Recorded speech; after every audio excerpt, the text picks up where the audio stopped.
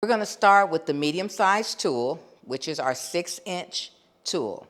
The 6-inch will wrap up to 12 inches of hair. So anywhere between 6 to 12 inches would be a good guess on what size tool to use. I am going to wrap 2 locks on one tool, which is what I recommend on your average size lock, is to wrap 2 locks per tool. Whenever you're doing a set, you want to make sure that the hair is moist.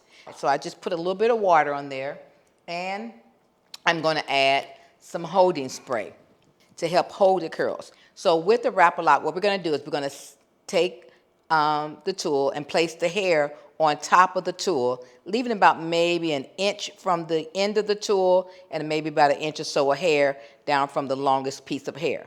Because with locks, a lot of times, the locks are not always even. So you want to wrap the hair inside on this side of the tool, okay? And then you're going to bend it over like this, and then you're going to wrap the hair back over on top of the tool to lock it in so that the tool does not come loose. So see, it's secured in there. And it also helps to cover the tool so that it's not visible once it's in the hair.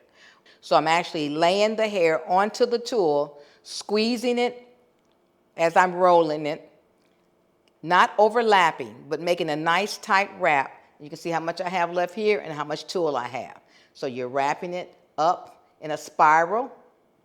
When I get to the base, I'm not going to go all the way tight to the head, because if you get about 40 of these in your hair, it's very uncomfortable. So you want to leave at least an inch from the end, and then take the tool that's left and wrap it around the base of the hair to hold it in place.